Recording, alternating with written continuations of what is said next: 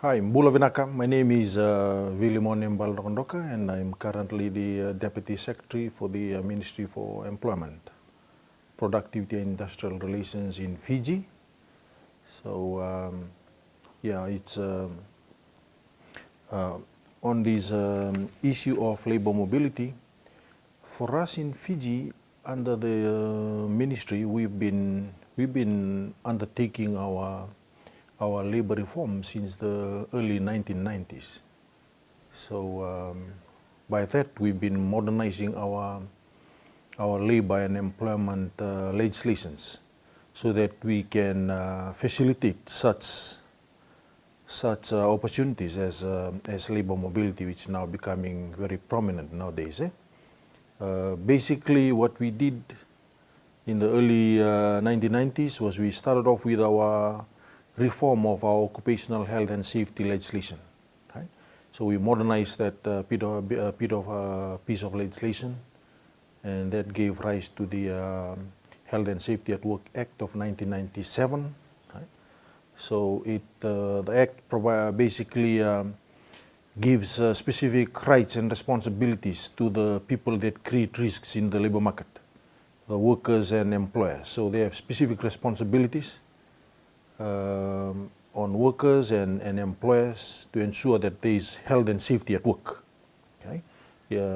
For all workers and likewise for employers back home. And then that was followed up with the overhaul of our employment relations promulgation or our mother law on labor matters, which gave rise to the Employment Relations Promulgation of 2007. Okay. So again, in that mother legislation, we've domesticated the fundamental principles and rights of the core ILO conventions. Actually, Fiji today it has ratified some 35 ILO conventions.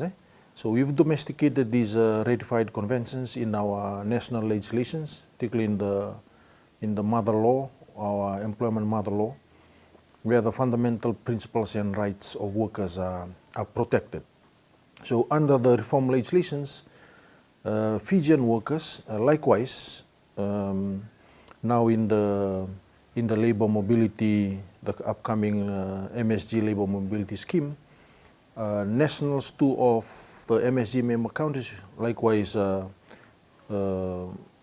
nationals that want to come and work in Fiji, they are protected under these reform legislations, and they are provided the same rights and responsibility as Fijian workers. Okay? So the same conditions given to any Fijian worker, the same protection given to any Fijian worker is given to any MSG national, or likewise any other national that come and work in Fiji. I mean, these are the advantages of the reforms that has been undertaken.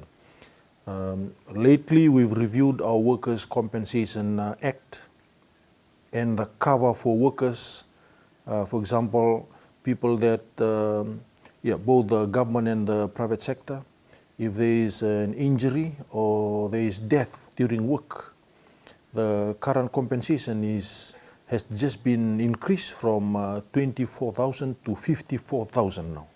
So that's the cover that is provided to workers.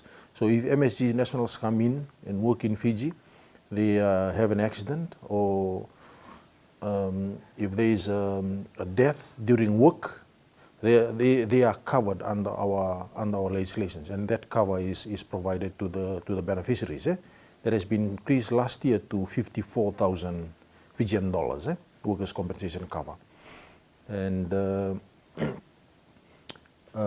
in 2009, we had the National Employment Center decree that was enacted to provide opportunities to our unemployed people and to facilitate the movement of people across border. We have a specific arm of the National Employment Center, the Foreign Employment Services, that facilitates the movement of our people globally as well. And then, yes, we have the Immigration Act, our Immigration Act of 2003, again, in facilitating the movement of our people through the immigration or administered under the immigration department. And lately, in this year, in 2016, we also had a new legislation which is called the Registration of Skills Professional Act of 2016. That's another positive development towards facilitating the movement of people across border, and it actually fast tracks the processing of skilled professionals. When they are needed domestically, they're needed in Fiji. That particular act provides for the quick processing of people, particularly of skilled people, when they are needed to come over and work in Fiji.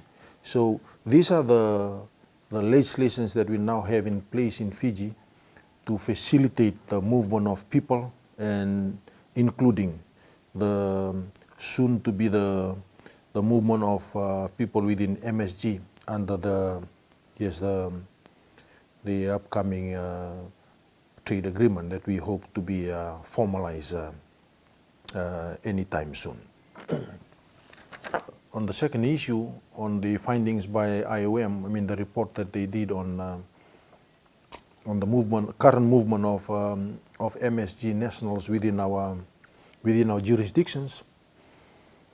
Yes, Fiji actually had the highest number of movement around, which is approximately around 400 people to date, around 400 people, Fijian nationals that have moved, particularly to Papua New Guinea. Well, I suppose it's basically due to the policies that government has put in place to facilitate, to complement. I said earlier our labor reforms. We have our other reforms that have been undertaken within, like the government free education policy, right up to Form 7 or Year 13, that fast tracks or ensures that our people are educated, our future labor force are educated. And in addition to that, we've been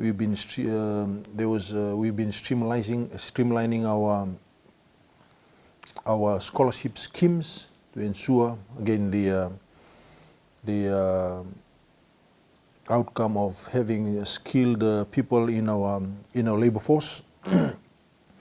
And we've also been continuously improving the standards in our education system, so that we bring this on in par with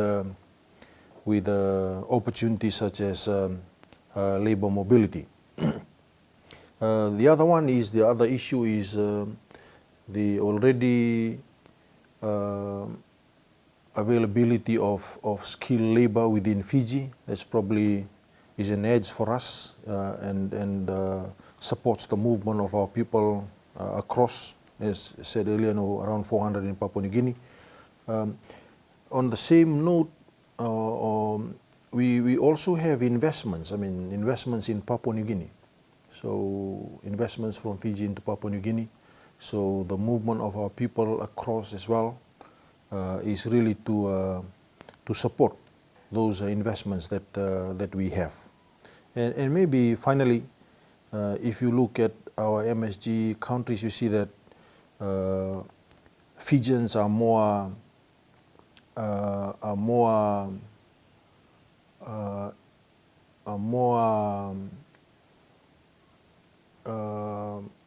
accessible, or they have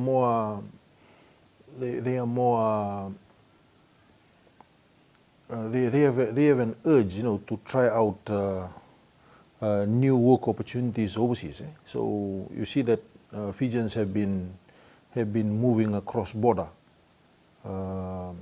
If you compare that to other MSG nationals, so Fijians are it's more towards the character of our workforce, wanting to try out new opportunities. Well, I suppose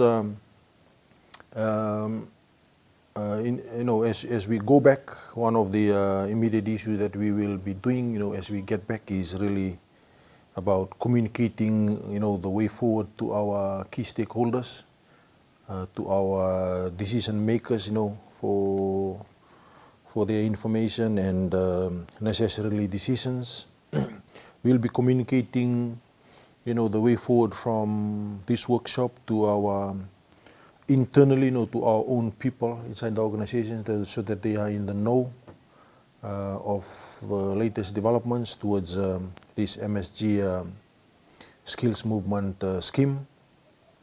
And at the same time, while communicating to our key stakeholders, we will start to align our domestic processes and our systems in line with particularly the Chapter 7 of the MFTA agreement, MSG trade agreement, so that we are ready, and once the agreements are formalized, are signed by our leaders, we can, we are ready to roll with the movement of our people within Melanesia.